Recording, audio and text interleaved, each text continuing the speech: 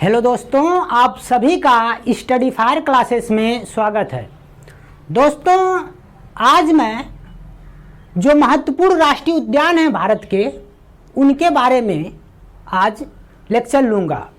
दोस्तों, जैसा कि आप जानते हैं, जब हम राष्ट्रीय उद्यान की बात करते हैं, आप कभी कभी सुने होंगे राष्ट्रीय उद्यान के अलावा वन्यजीव अभ्यारण्य, कभी कभी आप सुनते होंगे कि जैव मंडल आरक्षित क्षेत्र।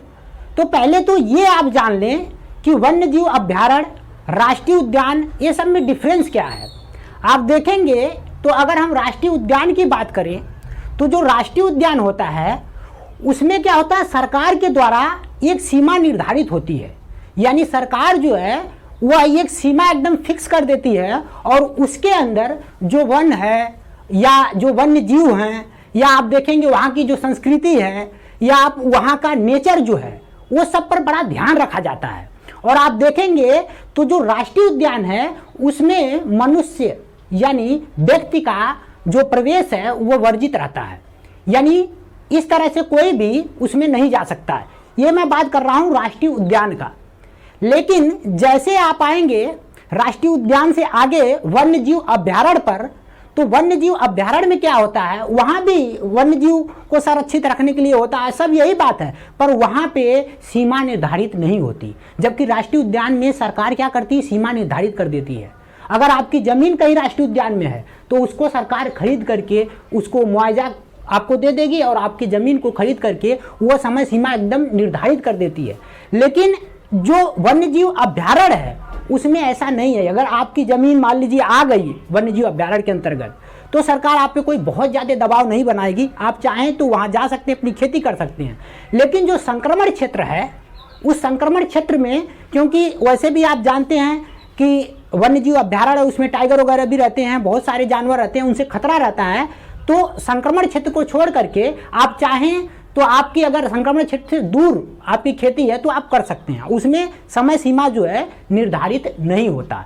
और एक चीज और है कि राष्ट्रीय उद्यान में व्यक्ति का प्रवेश वर्जित था, लेकिन जब इधर आएंगे आप वन्यजीव अभ्यारण्य में तो उसमें आप चाहें तो प्रवेश कर सकते हैं, आपका प्रवेश वर्जित नहीं रहता।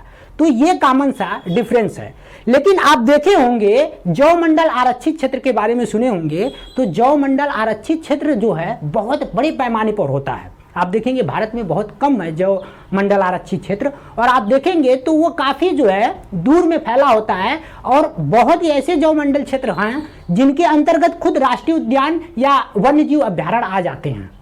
तो ये सारे बातें जो है थोड़ी थोड़ी आप नॉलेज रखिए कि किसकी सीमा निर्धारित होती है, किसकी नहीं होती है, किसमें व्यक्ति का प्रवेश वर्जित होता है, किसमें जो है कि जा सकता है व्यक्ति, अगर ज़रूरत उसको पड़ी तो जा सकता है, घूम सकता है।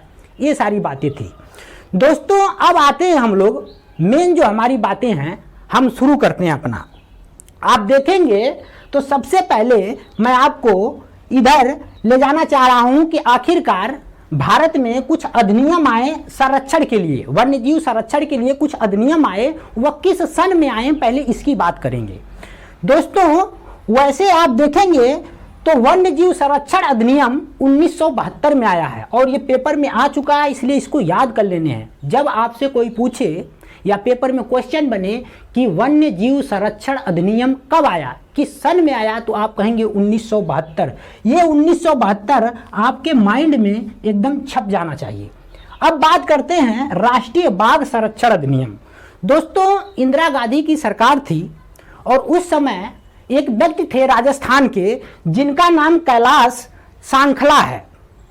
तो कैलाश सांखला जी, उनके नेतृत्व में पहला आप सुने होंगे कि राष्ट्रीय बाघ संरक्षण अधिनियम आता है 1973 में, और उन्हीं के संरक्षण यानी उन्हीं के देखरेख में आप देखेंगे तो एक राष्ट्रीय उद्यान की स्थापना होती है जिसका नाम है जिम कॉर्बेट राष्ट्रीय उद्यान।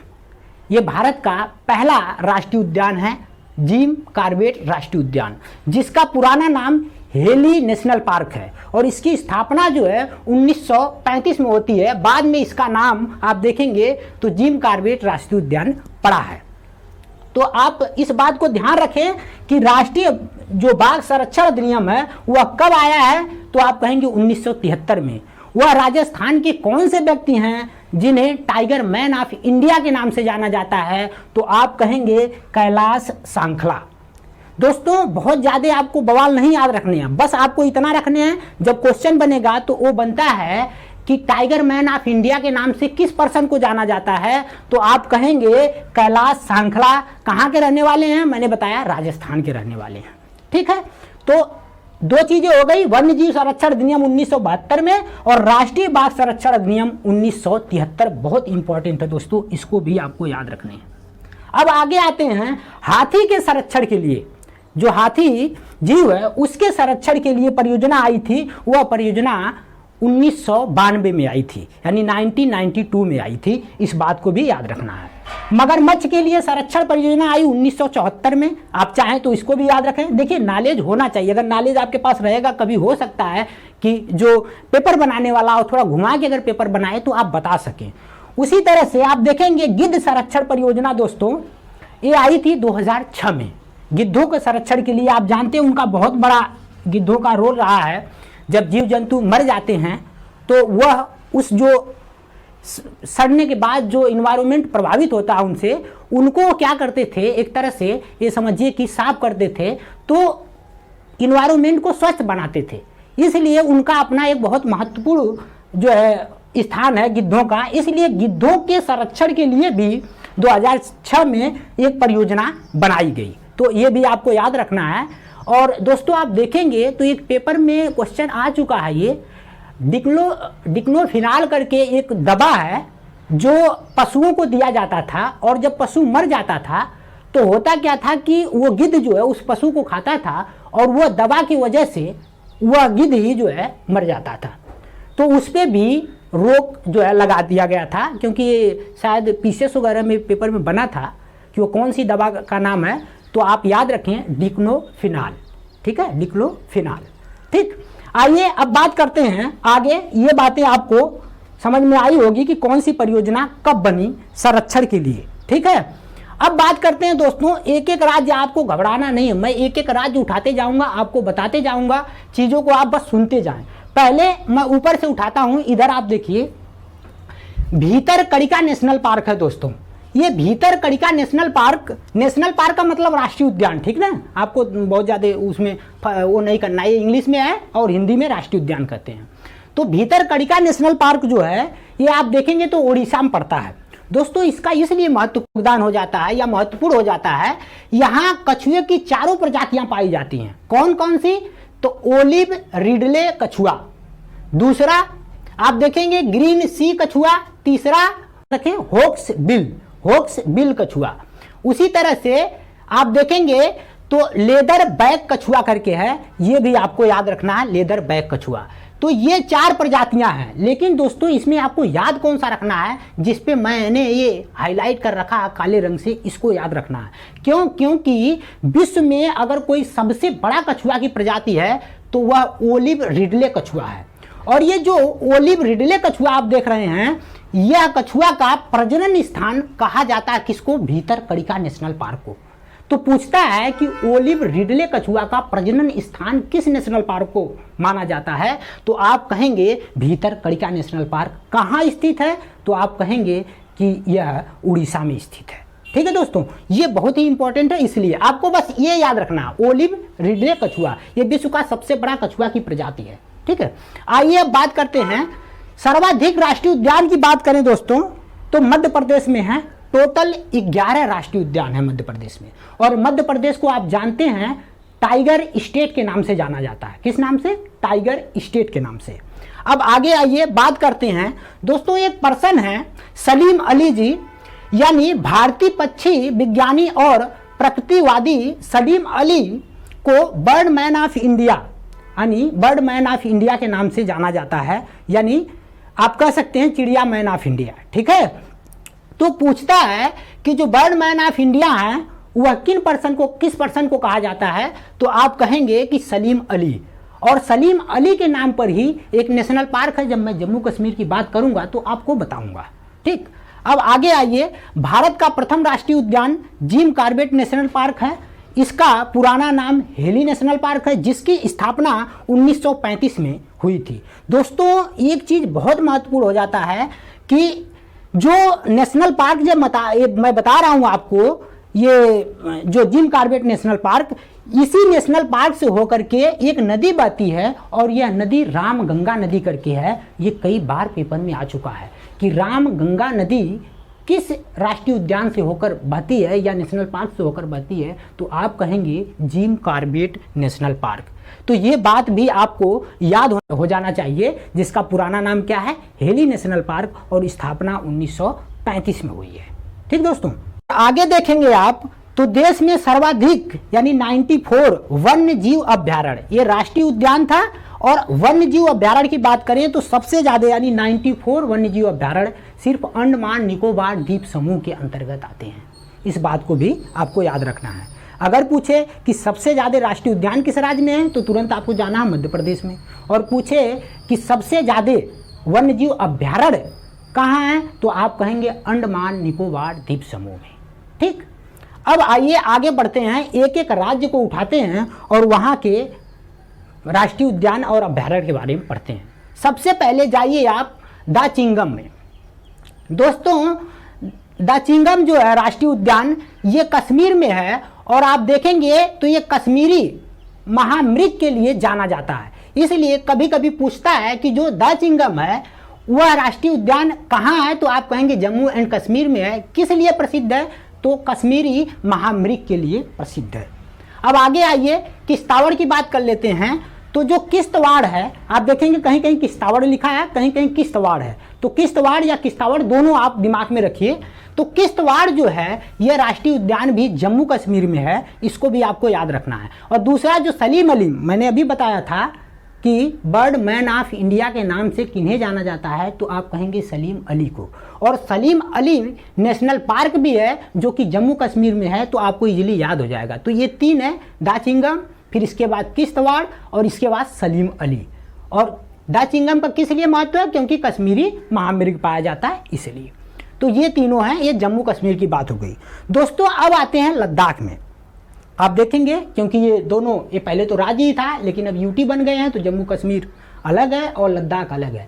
लद्दाख में आप देखेंगे तो हिमीस राष्ट्रीय उद्यान पाया जाता है। कहीं कहीं आप देखेंगे हिमीस के अलावा हेमिस राष्ट्रीय उद्यान भी लिखा है, तो कंफ्यूज नहीं होने हैं, थोड़ा मोड़ा इधर उधर है, क्योंकि कई बुक होती हैं, कई प्रकाशन होते हैं, तो वो कहीं ना कहीं इधर उधर मंत्रा कर देते हैं। लेकिन आपको हिमीस राष्ट्रीय उद्यान याद रखना है। और ये हिमीस राष्ट्रीय उद्यान जो है यह भारत का सबसे बड़ा राष्ट्रीय उद्यान है। अगर पूछेगा भारत का सबसे बड़ा राष्ट्रीय उद्यान, तो आप कहेंगे हिमीस राष्ट्रीय उद्यान। कहाँ है, तो लद्दाख के लेह जनपद में है। कहाँ है, लद्दाख के लेह जनपद में। इस बात को याद रखना है। और अगर आपसे इसकी एरिया पूछ दे तो यह 3550 किलोमीटर स्क्वायर वर्ग में फैला हुआ है। किलोमीटर स्क्वायर वर्ग में फैला हुआ है, आपको इसको याद रखना है। ठीक दोस्तों, तो ये बात हो गई आपकी लद्दाख और जम्मू कश्मीर का। अब आ जाइए आप यूके। यूके मतलब उत्तराखंड में। एक एक चीज को लेके चलेंगे, क्योंकि आप फिगर देखेंगे तो थोड़ी कॉम्प्लेक्स है, लेकिन हम आपको समझाते चलेंगे तो बहुत ज्यादा प्रॉब्लम नहीं होगा। यूके की बात करते हैं, तो यूके की बात अगर करें तो यहाँ पे मैंने बताया जिम कॉर्बेट राष्ट्रीय उद्यान है, जिसका पुराना नाम हेली नेशनल पार्क है, स्थापना 1935। इस बात को याद रखना है। और दूसरा जो है राजाजी नेशनल पार्क है। ये भी याद रखना है कि राजाजी नेशनल पार्क कहाँ है, तो आप कहेंगे कि यह उत्तराखंड में है। और जिम कॉर्बेट राष्ट्रीय उद्यान का मैंने क्या खासियत बताया था कि इसी जिम कॉर्बेट राष्ट्रीय उद्यान से रामगंगा नदी बहती है। इस बात को भी याद रखने हैं। अब दोस्तों, अब यूके की बात हो गई, यानी उत्तराखंड की बात हो गई, तो अब हम चलते हैं इधर। आप देखेंगे तो हिमाचल प्रदेश है, और यहाँ पे एक ही राष्ट्रीय उद्यान है, रोहिला राष्ट्रीय उद्यान। तो आपको याद रखना है रोहिला राष्ट्रीय उद्यान कहाँ है, तो आप कहेंगे हिमाचल प्रदेश में है। ठीक है, अब बात करते हैं पंजाब की। तो दोस्तों, पंजाब को याद रखना है, एक ही राष्ट्रीय उद्यान यहाँ भी है। वैसे तो दोस्तों देखेंगे तो हर राज्य में कई हैं, लेकिन जो आते हैं वही पढ़ने हैं, बस हमें ज़्यादा नहीं पढ़ने हैं। तो आप देखेंगे पंजाब में अबोहर अभ्यारण्य करके है। मैंने अभ्यारण्य और राष्ट्रीय उद्यान में थोड़ा डिफरेंस आपको बताया था, बहुत ज़्यादा डिफरेंस नहीं है, लेकिन फिर भी डिफरेंस नहीं पूछता, लेकिन आप जानते रहिए। आपको सिर्फ इतना दिमाग में रखना है कि अबोहर अभ्यारण्य कहाँ है, तो आप कहेंगे कि पंजाब में है। और रोहिला के बारे में मैंने बता दिया, हिमाचल प्रदेश में है। तो ये दोनों चीजें आपको याद रखनी है। ठीक है, अब चले आइए आप राजस्थान में। आप देख रहे हैं राजस्थान, राजस्थान का भी बहुत बार दोस्तों पूछा है, इसलिए आपको याद रखना है। आप देखेंगे तो पहले घाना पक्षी अभ्यारण्य है, आप देखेंगे तो घाना पक्षी अभ्यारण्य जो है यह इतना इंपॉर्टेंट है। आप देखेंगे दो नदियां भी यहाँ से होके बहती हैं, और आप देखेंगे तो इसी घाना पक्षी अभ्यारण्य को पक्षियों का स्वर्ग कहा जाता है। ठीक है, अब आगे आइए रणथंभौर की बात कर लेते हैं। तो रणथंभौर और सरिस्का ये भी राष्ट्रीय अभ्यारण्य जो है ये कहाँ है, तो आप कहेंगे राजस्थान में है। तो ये 3 याद रखना आपको, घाना, रणथंभौर, सरिस्का। घाना, रणथंभौर, सरिस्का, इसको याद हो जाए, 2-3 बार पढ़ेंगे दोस्त ने एकदम याद हो जाएगा, सारी चीजें एकदम खेल लगने लगेगा, इसलिए बहुत ज्यादा घबराना नहीं है। राजस्थान में कौन कौन से हैं, घाना राष्ट्रीय उद्यान या पक्षी अभ्यारण्य, अब फिर रणथंभौर और फिर इसके बाद सरिस्का, ये तीनों आपको याद रखना है। अब चले आइए गुजरात में। गुजरात का एक बहुत पूछता है, नल सरोवर तो उतना ज्यादा नहीं पूछता, लेकिन गिर राष्ट्रीय उद्यान कई बार पूछा है, तो इसलिए आपको याद रखना है। गिर पहाड़ी भी वहां है, आप देखेंगे तो गिर पहाड़ी भी है, तो इसलिए आपको याद रखना है कि जो गिर राष्ट्रीय उद्यान है वह कहाँ है, तो आप कहेंगे गुजरात में है। ठीक, इसको याद रखना आपको। और नल सरोवर अभ्यारण्य भी गुजरात में है। तो 2 चीजें याद हो गई, गिर राष्ट्रीय उद्यान और नल जो है सरोवर अभ्यारण्य, ये दोनों कहाँ स्थित हैं, तो गुजरात में है। वैसे और भी हैं लेकिन आपको 2 ही याद रखने हैं। अब चले आइए महाराष्ट्र में। महाराष्ट्र भी महत्वपूर्ण है। आप देखेंगे नवेगांव राष्ट्रीय उद्यान करके है, जो कि पूछता है कि नवेगांव राष्ट्रीय उद्यान कहाँ स्थित है, तो आप कहेंगे महाराष्ट्र में। उसी तरह पेंच राष्ट्रीय उद्यान, ये ज्यादा इंपॉर्टेंट है, नवेगांव से ज्यादा इंपॉर्टेंट है पेंच राष्ट्रीय उद्यान। तो आपके याद रखना है कि पेंच राष्ट्रीय उद्यान किस राज्य में पड़ता है, तो आप कहेंगे कि वह पड़ता है महाराष्ट्र में। ठीक है, ये दोनों चीज आप महाराष्ट्र। अब गोवा में आ जाइए, गोवा का एक ही है और ये कई बार आता है, इसलिए आपको भगवान महावीर स्वामी राष्ट्रीय उद्यान, क्या भगवान महावीर, अब देखिए महावीर को तो सबको ही जानते हैं, तो उन्हीं के नाम से आप चाहें तो एकदम को रिलेट कर सकते हैं कि भगवान महावीर राष्ट्रीय उद्यान किस राज्य में है, तो आप कहेंगे गोवा में है। ठीक दोस्तों, अब नीचे चले आइए। आप ये देख रहे होंगे कर्नाटक है, तो कर्नाटक में कौन कौन से हैं ये भी पूछे गए हैं, इसको आप याद रखिए। एक तो बांदीपुर है, फिर नागरहोल है, फिर भद्रा है। आप देखेंगे भद्रा वहां पे नदी है, तुंगभद्रा वगैरह का नाम सुने होंगे। तो बांदीपुर, नागरहोल, भद्रा और सोमेश्वर, इसके बाद तुंगभद्रा। तुंग और भद्रा 2 नदियां हैं, दोनों को संगम पर ये राष्ट्रीय उद्यान स्थित है, इसलिए ऐसा बोल दिया जाता है। तो आपको क्या क्या मैंने बताया, पहला बांदीपुर राष्ट्रीय उद्यान, नागरहोल, भद्रा, इसके बाद आप देखेंगे सोमेश्वर और फिर इसके बाद तुंगभद्रा। ये सारे राष्ट्रीय उद्यान कहाँ स्थित हैं, तो आप कहेंगे कर्नाटक में। ठीक दोस्त, अब नीचे आइए आप दोस्तों। अब आते हैं हम लोग केरल की बात करते हैं।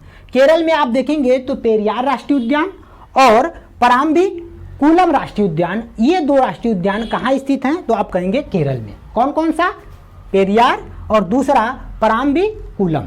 ठीक है दोस्तों, तो दोस्तों अब आगे बढ़ते हैं। अब केरल के बाद आगे बढ़ें तो आप देखेंगे ये जो स्थान है ये तमिलनाडु का मैंने दिखा रखा है, ये तमिलनाडु है, और तमिलनाडु के देखते हैं कि कौन कौन से राष्ट्रीय उद्यान हैं। तो आप याद रखें कि एक वेदांत अभ्यारण्य है, कौन सा, वेदांत अभ्यारण्य। दूसरा इंदिरा गांधी, इंदिरा गांधी वाला आपको याद होना चाहिए क्योंकि आ चुका है, इंदिरा गांधी अभ्यारण्य। और तीसरा मुदुमलय। तो मुदुमलय अभ्यारण्य कहाँ है, तो आप कहेंगे तमिलनाडु में है। इंदिरा गांधी कहाँ है, तो आप कहेंगे इंदिरा गांधी अभ्यारण्य तमिलनाडु में है। और दूसरा आप तीसरा देखेंगे तो वेदांत गल अभ्यारण्य, ये भी कहाँ है, तमिलनाडु में। तो इस तरह से 3 को आपको याद रखने हैं, जो महत्वपूर्ण है वही आपको मैं बता रहा हूँ, इसलिए इसको याद रखें, कम से कम इतना तो एटलीस्ट याद ही होने चाहिए। अब आ जाइए आंध्र प्रदेश। दोस्तों आंध्र प्रदेश वाले का भी बहुत महत्वपूर्ण है, मैं बता रहा हूँ आपको क्यों महत्वपूर्ण है। देखिए ये टाइगर रिजर्व है, आप देखेंगे तो, और ये भारत का सबसे बड़ा टाइगर रिजर्व है। देखिए जब राष्ट्रीय उद्यान कह रहा था मैं तो सबसे बड़ा बताया था हिमेश राष्ट्रीय उद्यान, लेकिन ये टाइगर रिजर्व सबसे बड़ा अगर पूछे तो आप कहेंगे कि नागा अर्जुन श्रीशैलम टाइगर रिजर्व या अभ्यारण्य है। इस बात को आपको एकदम याद रखना है कि क्योंकि ये सबसे बड़ा है और इसकी एरिया पूछे तो जैसे ये मैंने लिखवाया था 3550 किलोमीटर वर्ग स्क्वायर में फैला हुआ है, उसी तरह से इसका जब देखेंगे तो इसका 3565 या 68 भी कहीं कहीं लिखा है, तो 3568 वर्ग किलोमीटर स्क्वायर में फैला हुआ है। तो इसको आप चाहें तो याद कर सकते हैं। ठीक है। कौन सा? नागार्जुन श्रीशैलम। क्या है ये? एक टाइगर रिजर्व है, इसलिए इसको बहुत महत्वपूर्ण, इसको समझ करके आप इसको याद करें, ठीक है। आंध्र प्रदेश में है। अब आ जाइए, देखिए तमिलनाडु की बात हो गई, आंध्र प्रदेश की बात हो गई, अब हम करते हैं उड़ीसा की बात। उड़ीसा में आते हैं तो उड़ीसा भी बहुत महत्वपूर्ण है। यहाँ पे भीतरकनिका आप देखेंगे, भीतरकनिका के बारे में मैंने बता दिया है, वहाँ का क्या महत्व है। फिर इसके बाद आप देखेंगे सिमलीपाल। सिमलीपाल बहुत ही महत्वपूर्ण है पेपर की दृष्टिकोण से। आप याद रखें कि सिमलीपाल राष्ट्रीय उद्यान कहाँ है या अभ्यारण्य कहाँ है, तो आप कहेंगे उड़ीसा में है, ठीक है। उसी तरह चिल्का है, चिल्का झील भी मैं पढ़ाया था तो बताया था, चिल्का झील भी स्थित है उड़ीसा में, और चिल्का के नाम से ही राष्ट्रीय उद्यान है जो कि उड़ीसा में स्थित है। और एक गहीर माथा करके है, गहीर माथा, वहाँ पे आप देखेंगे तो ये भी कछुआ के लिए ही प्रसिद्ध है। तो ये भी आप याद रखें, ये सारी चीज़ें उड़ीसा में है। कौन कौन सा? भीतरकनिका, फिर सिमलीपाल, चिल्का और गहीर माथा। ये राष्ट्रीय उद्यान कहाँ है? तो आप कहेंगे उड़ीसा में, इसको याद रखना है। अब चले आइए आप झारखंड। दोस्तों झारखंड की अगर बात करें तो झारखंड की बात अगर करें तो झारखंड में आप देखेंगे कि पलामू, जिसको हम बेतला कहते हैं, तो ये आ चुका है कि पलामू, जिसका दूसरा नाम बेतला है, ये अभ्यारण्य कहाँ है? तो आप कहेंगे झारखंड में है। उसी तरह से आप देखेंगे दलमा वन्यजीव अभ्यारण्य। क्या? दलमा। आप बहुत आसानी से याद सकते हैं, देखिए दलमा, बलमा, दलमा, बलमा बहुत आसानी से मिल रहा है, तो आप जैसे चाहें कोरिलेट करके याद कर सकते हैं। तो दलमा वन्यजीव अभ्यारण्य कहाँ है? तो आप कहेंगे कि ये भी झारखंड में है। और एक हजारीबाग है। तो ये तीन आपको याद होने चाहिए। कौन कौन सा? पलामू, जिसको हम बेतला कहें, फिर इसके बाद मैंने बताया कि दलमा, और फिर इसके बाद हजारीबाग। ये तीन वन्यजीव अभ्यारण्य हैं जो कहाँ स्थित हैं? झारखंड में, और ये आ चुके हैं। तो आप चाहें तो इसको आराम से कोरिलेट कर सकते हैं। अब बात करते हैं दोस्तों मेघालय की। आप देख रहे होंगे मेघालय, यहाँ पे मेघालय है, और मेघालय में सिर्फ एक याद रखने हैं क्योंकि ये भी पेपर में पूछा जा चुका है, इसलिए इसको याद रखें, नाकरेक। क्या? नाकरेक। तो नाकरेक राष्ट्रीय उद्यान कहाँ है? तो आप कहेंगे मेघालय में है। और अब बात करते हैं दोस्तों इधर, आप इधर चले आइए, आप देखें मिजोरम। ये जो एरिया देख रहे हैं आप, ये मिजोरम है, ये त्रिपुरा है, इसके ये जो है ये मिजोरम है। तो मिजोरम की बात करते हैं तो मिजोरम में दोस्तों आप देखेंगे तो कहीं कहीं डाम्फा, कहीं कहीं डम्फा। तो आपको याद रखने हैं कि डाम्फा अभ्यारण्य कहाँ स्थित है? तो आप कहेंगे मिजोरम में। इसको भी बहुत ही महत्वपूर्ण है क्योंकि कई बार पेपर में आया, इसलिए इसको याद रखें। एक्चुअली होता क्या है दोस्तों, जो पूर्वी भारत के राज्य हैं, जो हम 7 बहनों के नाम से जिन्हें जानते हैं, इनसे क्वेश्चन खूब बनते हैं, और वो एग्जामर जो बनाता है वो जानता है कि लड़का इधर तो सब पढ़ लेता है, इधर उतना फोकस नहीं करता, क्योंकि थोड़े छोटे छोटे राज्य मिले हुए हैं तो बहुत कॉम्प्लेक्स है, इसलिए यहाँ से क्वेश्चन खूब बनाता है। इसलिए आपको ध्यान रखना है कि जो नाकरेक राष्ट्रीय उद्यान है वो तो मेघालय में है, लेकिन डाम्फा राष्ट्रीय उद्यान या अभ्यारण्य अगर कहे तो डाम्फा अभ्यारण्य कहाँ स्थित है? तो आप कहेंगे कि वह मिजोरम में है। अब मिजोरम में आपको मैंने जब पढ़ाया था पहाड़ी तो बताया था मिजो पहाड़ी है, जिसकी सबसे ऊंची चोटी बताया था फवंगपुई, जिसको ब्लू माउंटेन के नाम से भी जाना जाता है। ये सारी बातें आपको देखिए पीछे जो पढ़े हैं उसको भी दिमाग में रहना चाहिए। ऐसा नहीं सब पढ़ाते गया और सब जो है कि सफ़ेद पन्ना बन गया एकदम से, ऐसा नहीं होना चाहिए। अब आ जाइए बात करते हैं मणिपुर। दोस्तों मणिपुर तो बहुत ही महत्वपूर्ण है। आप देखेंगे तो ये जितना अभी तक बताया हुनर राष्ट्रीय उद्यान, सबसे ज़्यादा इंपॉर्टेंट है केबुल लामजाओ राष्ट्रीय उद्यान। कौन सा उद्यान? केबुल लामजाओ राष्ट्रीय उद्यान। दोस्तों पूछता है, ऐसे क्वेश्चन आता है कि विश्व का एकमात्र तैरता हुआ राष्ट्रीय उद्यान कौन सा है? तो आप कहेंगे केबुल लामजाओ राष्ट्रीय उद्यान। कौन सा? केबुल लामजाओ राष्ट्रीय उद्यान किस राज्य में स्थित है? मणिपुर में। दोस्तों आप देखेंगे तो एक हिरण है जो कि संकटग्रस्त हिरण हम कहते हैं, क्योंकि जो आप देखेंगे कि जो भी जीव संकटग्रस्त हैं उन्हें रेड डाटा बुक में रखा जाता है। यह विश्व का एकमात्र तैरता राष्ट्रीय उद्यान है और इसकी स्थापना 1977 में हुई थी। आप चाहें तो स्थापना भी याद रख सकते हैं। ये जो केबुल लामजाओ राष्ट्रीय उद्यान है, जो मैं बोल रहा हूं कि विश्व का एकमात्र तैरता राष्ट्रीय उद्यान है, यहाँ पे जो हिरण पाई जाती है उसे संघाई हिरण कहते हैं। तो पूछता है कि संघाई हिरण किस राष्ट्रीय उद्यान में पाई जाती है? तो आप कहेंगे कि केबुल लामजाओ राष्ट्रीय उद्यान में, जो कि मणिपुर में स्थित है। तो इसको आप याद रखें, केबुल लामजाओ इतनी बार बोल दीजिए कि ये दिमाग में हमेशा के लिए बैठ जाए। अब चले आइए, आप देखेंगे तो इधर नागालैंड है। नागालैंड की बात करते हैं तो यहाँ पे एक ही है राष्ट्रीय उद्यान, आप चाहें तो इसको आसानी से याद कर सकते हैं, इंटाकी राष्ट्रीय उद्यान। क्या? इंटाकी राष्ट्रीय उद्यान कहाँ स्थित है? तो नागालैंड में। हालांकि ये उतने इंपॉर्टेंट नहीं है, तो चाहें तो छोड़ भी सकते हैं, लेकिन ये केबुल लामजाओ याद होना चाहिए, जो कि मणिपुर में है। अब आगे बढ़ते हैं तो असम की बात कर लेते हैं।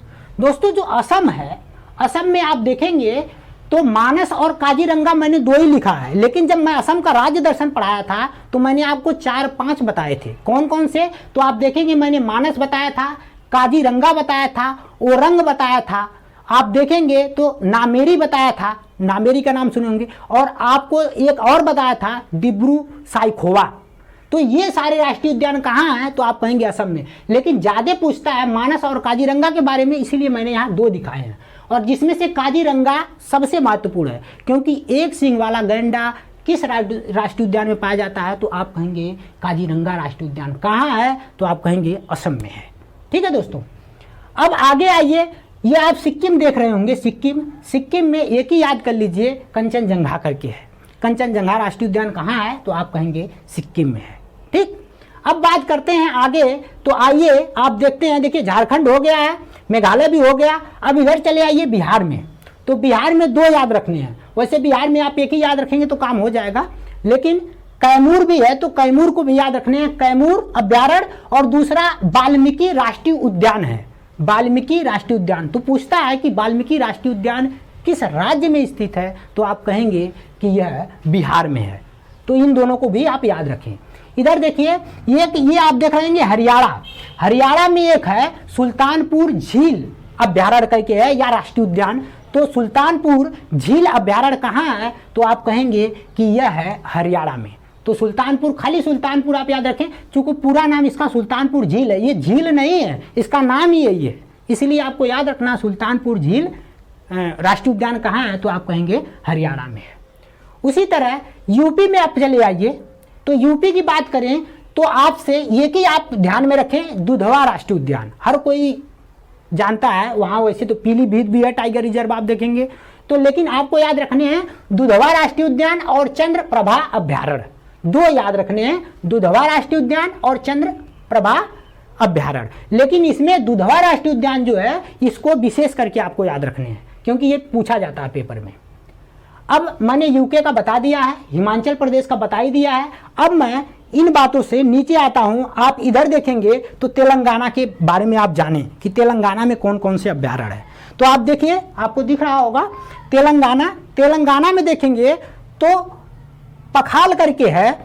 आप देखिए ये लिखा है पखाल, तो पखाल वन्यजीव अभ्यारण्य अगर कहे तो आप कहेंगे कहाँ है? तेलंगाना में। एक कावला ये लिखा है दोस्तों, कहीं कहीं देखेंगे केवला है, तो कावला या केवला, तो कावला या केवला राष्ट्रीय उद्यान कहाँ है या वन्यजीव अभ्यारण्य कहाँ है? तो आप वैसे ये वन्यजीव अभ्यारण्य है, लेकिन मैं क्यों राष्ट्रीय उद्यान ही बोल दे रहा हूँ? क्योंकि दोनों में बहुत छोटा डिफरेंस है। तो आप ये कंफ्यूज मत हो कि राष्ट्रीय उद्यान वन्यजीव अभ्यारण्य, नहीं तो याद ही नहीं होगा। आपको सिर्फ ये चीजें मेन याद रखना है, पखाल और इसके बाद केवला या फिर कावला।